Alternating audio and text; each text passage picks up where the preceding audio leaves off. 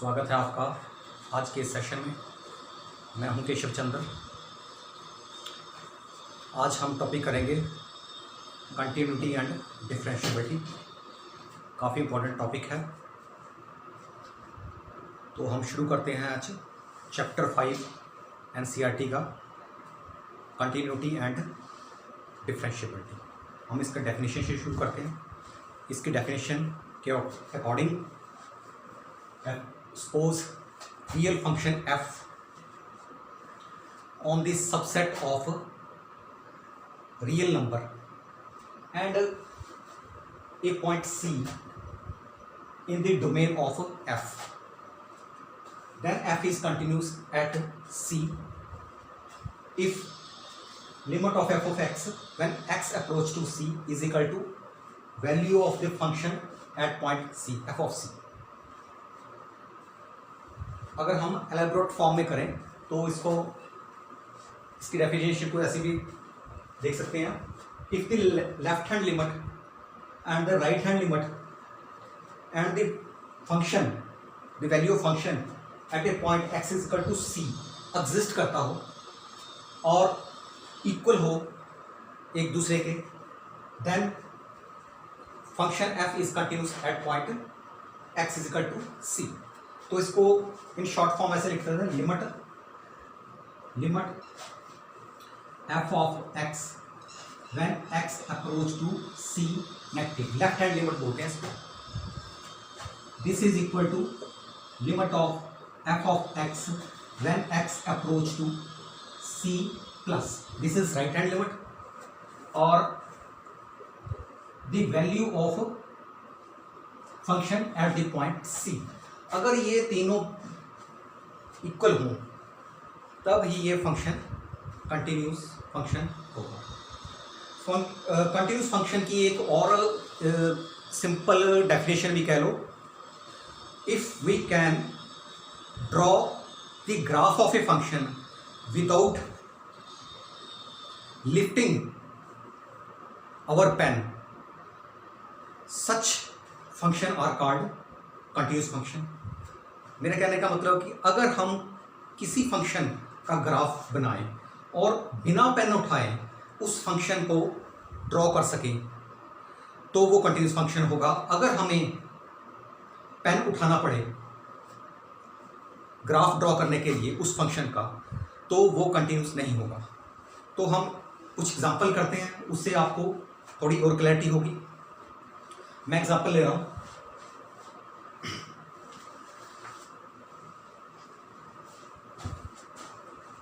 देखते एग्जांपल लेते हैं।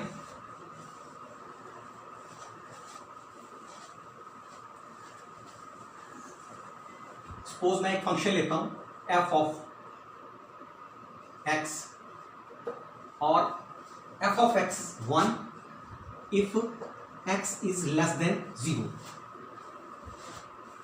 2 if x is greater than 0, and 0 if x is equal to 0। ये हमारा फंक्शन है। अगर मैंने इसका ग्राफ ड्रा करना हो तो कैसा ग्राफ होगा, जरा ध्यान से देखना। ये मैं ग्राफ कर रहा हूं ड्रॉ। सपोज यहां पे 0 1 2 3, और यहां पे -1 -2 और -3, यहां पे 1, यहाँ पे 2। तो अगर ये एक्स एक्सिस वाई एक्सिस, अगर मैं x की वैल्यू 0 रखता हूं तो मुझे यहाँ 0 मिले। ये पॉइंट 0 0 पॉइंट है हमारा।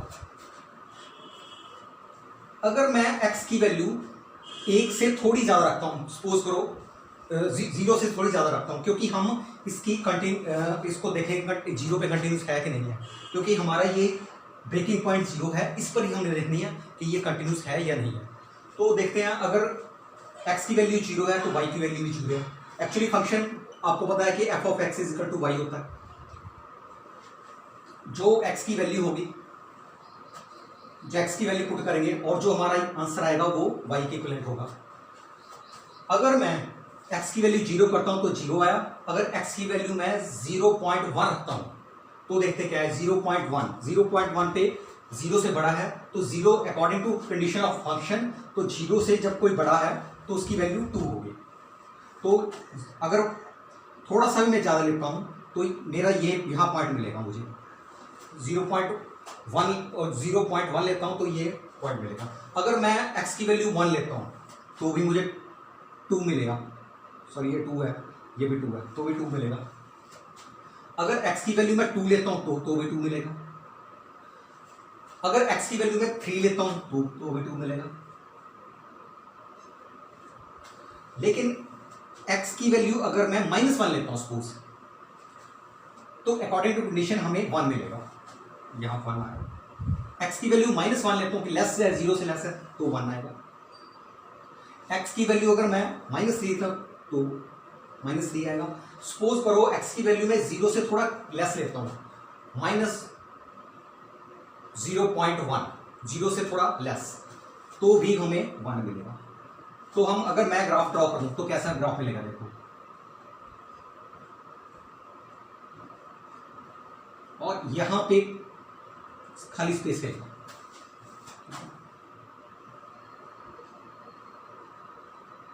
और यहां पे स्पेस खाली रहेगा, यहां पे और ये। तो देखो इसमें ये लेफ्ट हैंड लिमिट होगी,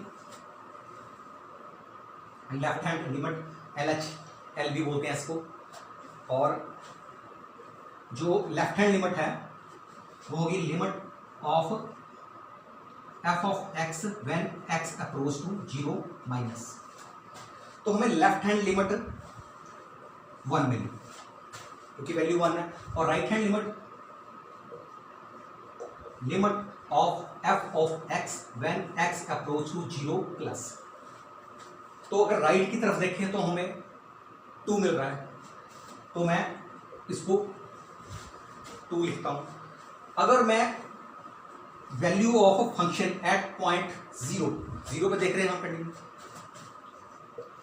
0 रखता हूं तो मुझे क्या मिला 0। तो हमें ये 3 वैल्यू मिली, लेफ्ट हैंड लिमिट की वैल्यू हमें 1 मिली, राइट हैंड लिमिट की वैल्यू मुझे 2 मिली, और value of function at point 0 हमें 0 मिली। तो इसमें left hand limit, right hand limit और वैल्यू ऑफ फंक्शन एट 0 ये तीनों डिफरेंट है। तो left hand limit is not equal to right hand limit not equal to f of 0। This function is not continuous. एक और example लेते हैं, f of x 1 if x is less than 0, 2 if x is greater than equal to 0। तो ये function है हमारे पास। इसका अगर ग्राफ बनाए तो इसका ग्राफ ऐसे बनेगा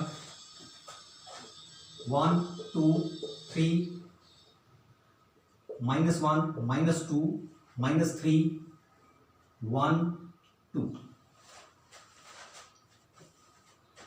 इफ x इज 0, अगर x की वैल्यू 0 है तो यहां 0 रखता हूं तो हमें 2 मिलता है। अगर x की वैल्यू 1 है तो भी 2 मिलता है, x की वैल्यू 2 है तो भी 2 मिलेगा, x की वैल्यू 3 है तो भी 2 मिलेगा। तो ये लाइन आ गई पूरी यहां तक इंक्लूडिंग दिस। अगर x की वैल्यू मैं 0 रखता हूं तो भी 2 मिलेगा, 0 1 2 3 सभी 2 मिल रहा है। और x की वैल्यू अगर मैं -1 रखता हूं, 0 से कम है तो मुझे 1 मिलेगा, -2 रखता हूं तो भी 1 मिलेगा, -3 रखता हूं तो भी 1 मिलेगा। लेकिन अगर x की वैल्यू मैं 0 से थोड़ी कम -0.1 रखता हूं तो भी 1 मिलेगा। लेकिन अगर जैसे ही x की वैल्यू 0 होगी तो ये 2 पर जंप कर जाएगा। तो इसको मैं एम्प्टी स्पेस से हम शो करते हैं। तो ये हमारा ग्राफ ड्रा हो गया। अगर इस ग्राफ को बनाना हो तो पहले मुझे ऐसे जाना पड़ेगा, फिर यहां से पेन लिफ्ट करना पड़ेगा और फिर यहां से एक बार पेन लिफ्ट हो गया मेरा, तो ये ग्राफ भी कंटिन्यूस नहीं है, डिसकंटिन्यूस ग्राफ हो गया। तो इसमें क्या है कि लेफ्ट हैंड लिमिट 1 है, राइट हैंड लिमिट 2 है और value of f of function at point 0 2 है। इसमें राइट हैंड लिमिट और ये तो वैल्यू इक्वल है, लेकिन लेफ्ट हैंड लिमिट वो इक्वल नहीं है, तो ये फंक्शन भी डिसकंटिन्यू फंक्शन होगा। एक एग्जांपल और देखते हैं।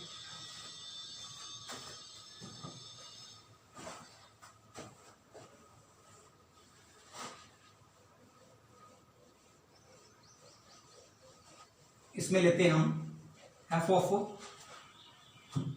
X is equal to if x is not equal to 0 and 0 if x is equal to 0। तो इसका ग्राफ बनाते हैं, कैसे बनता है ग्राफ।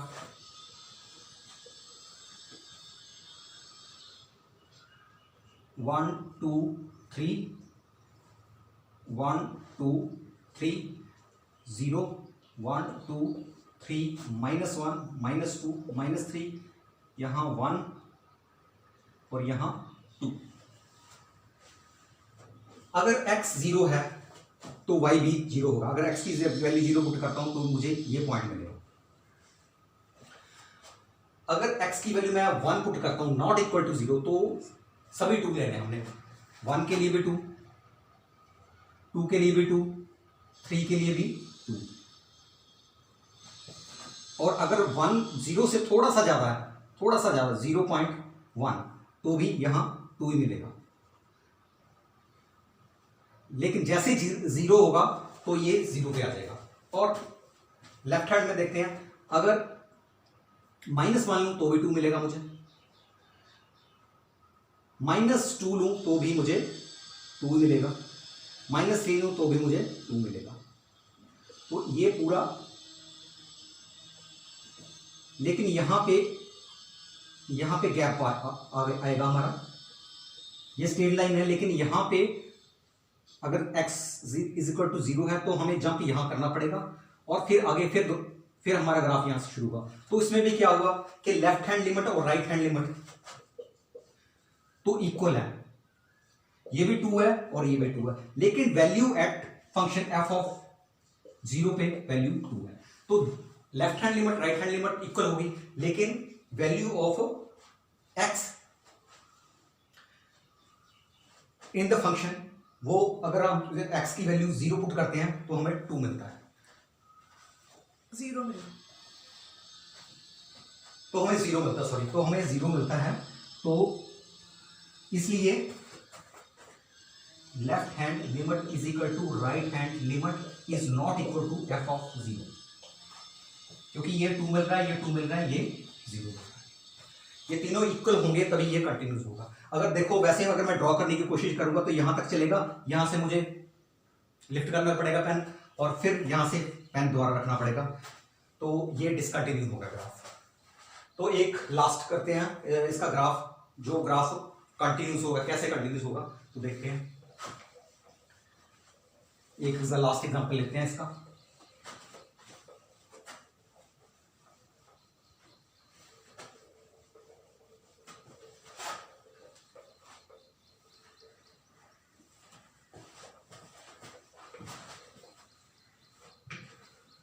मेरे पास एक फंक्शन है f of x is equal to x, ये सिंपल फंक्शन है हमारे पास। एक ये फंक्शन हमने +1 में पढ़ा हुआ है।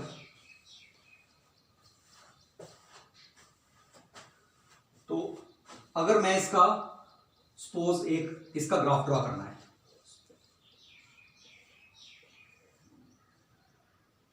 यहां x है, यहां y है, तो इसकी वैल्यू अगर हम रखते जाएं, x अगर मैं 0 रखूं तो y भी, क्योंकि ये y है तो y भी 0 आ जाएगा। x अगर मैं 1 रखूं y भी 1 आएगा। x अगर मैं 2 रखूं तो भी 2 आएगा। x अगर 3 रखूं तो y भी 3 होगा। x अगर मैं -1 रखूं तो ये -1 होगा। अगर -2 रखूं तो ये -2 होगा। ठीक है, अगर मैं -3 रखूं तो ये -3 होगा। अगर हम इसका अब ग्राफ ड्रॉ करते हैं, इसमें 1 2 3, इधर भी 1 2 3 1 2 3 -1 -2 -3 1 2 3 -1 -2 -3, x0 y0 ये पॉइंट आ गया, x1 y1 ये पॉइंट आ गया, x2 y2 ये पॉइंट आ गया, x2 y2 x3 y3 तो ये पॉइंट आ गया। ठीक है, x -1 y -1 ये पॉइंट आ गया, x -2 y -2 ये पॉइंट आ गया, x -3 y -3 तो ये पॉइंट आ गया। तो अगर हम यहां ग्राफ ड्रॉ करते हैं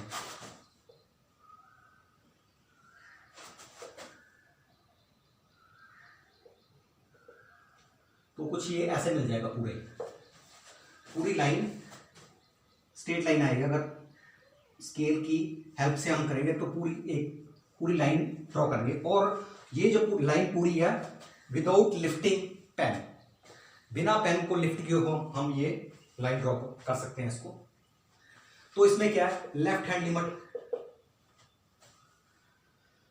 किसी पॉइंट पे आप अगर देख लो, अगर 0 पे देखें तो लेफ्ट हैंड लिमिट भी 0 आएगी, राइट हैंड लिमिट भी 0 आएगी और वैल्यू ऑफ f ऑफ 0 भी 0 होगा। मान लो पॉइंट 1 पे देखना है तो लेफ्ट हैंड लिमिट भी 1 होगी, राइट हैंड लिमिट भी 1 होगी और एट पॉइंट 1 तो ये 1 होगा।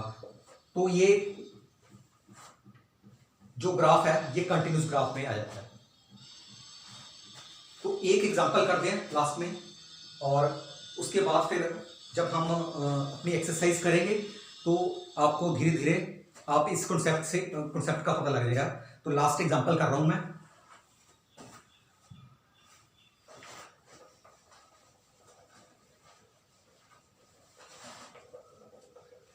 जब आपने क्वेश्चन करने हैं इसके, तो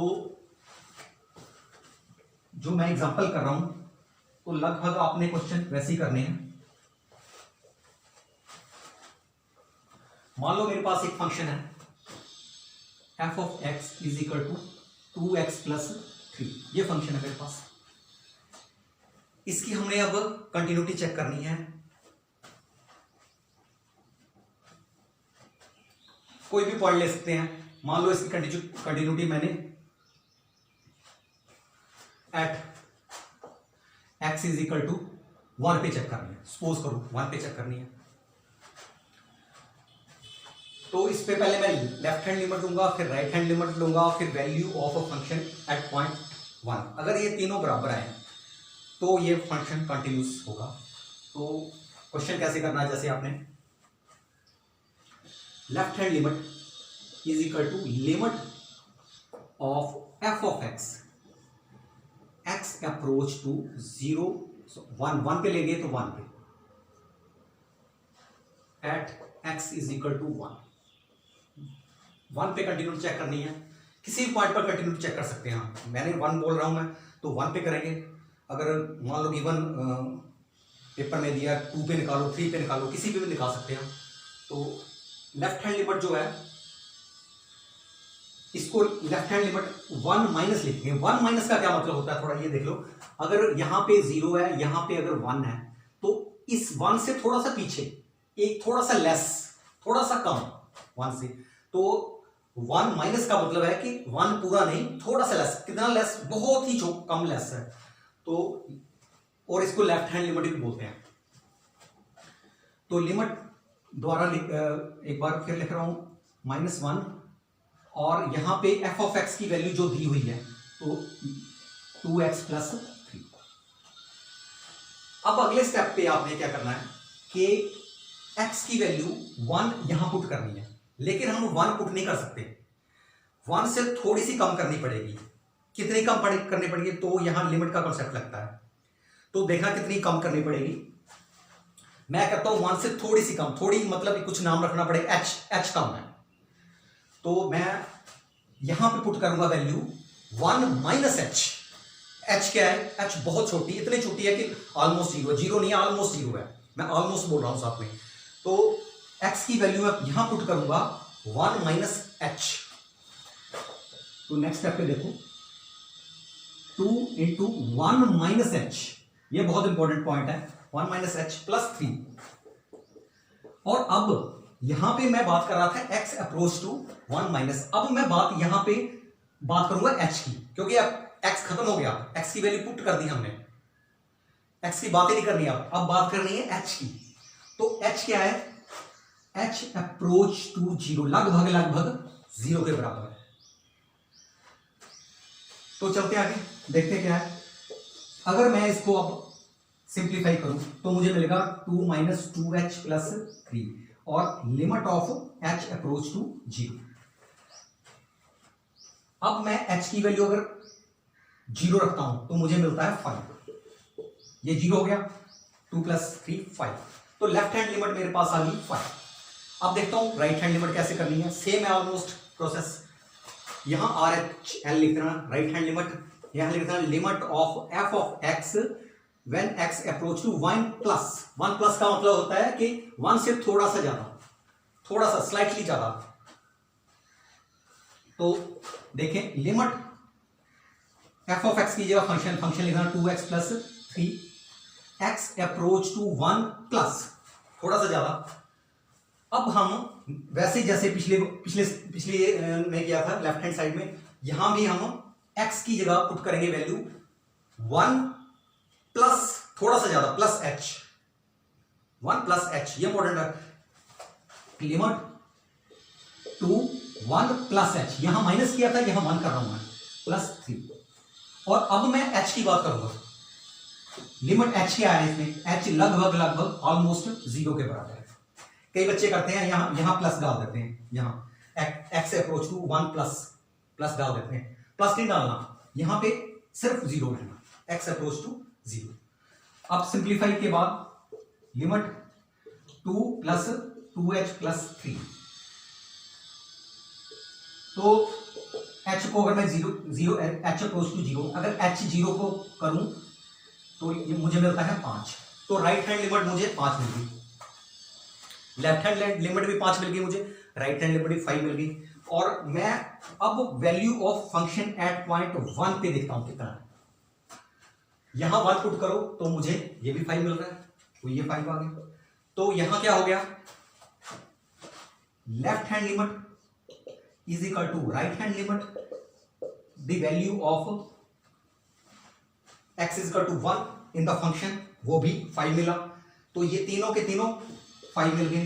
तो ये जो फंक्शन है continuous at the point x is equal to 1, ये फंक्शन कंटिन्यूस है at x is equal to 1 पे। तो इस तरह हम इसको कंटिन्यूटी को ड्राइव करते हैं, इसके जो प्रॉब्लम होंगे। तो नेक्स्ट में हम एक्सरसाइज 5.1 करेंगे, तो उसमें देखेंगे प्रॉब्लम साथ करते करते आप इस कॉन्सेप्ट से थोड़ा आपको पता चलता जाएगा, और ये आपको काफ़ी आसानी होगी कॉन्सेप्ट समझने में और करने में भी। थैंक यू, धन्यवाद।